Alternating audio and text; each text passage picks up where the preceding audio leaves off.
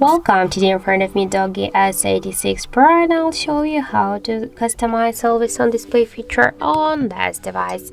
So first we should go into the Muviz Edge application, and now we can see here all the available tabs. For example, we have just selected this one, we can swatch it. For example, I'll go with this one, then just click here to apply. We can change here the backgrounds, one from this one. For example, I'll go with this, then just click here to apply. We can also here to hide the music controls, just from 10 seconds, or just to don't hide them. We can also show the incoming notifications from the different applications, to show the color date, the battery status always while the watch charging, or just to don't show it.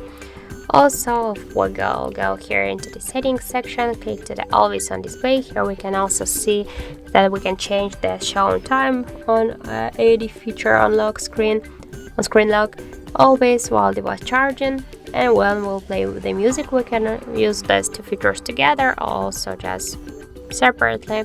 By this way, if you want, you can also switch it to the always, like in my case.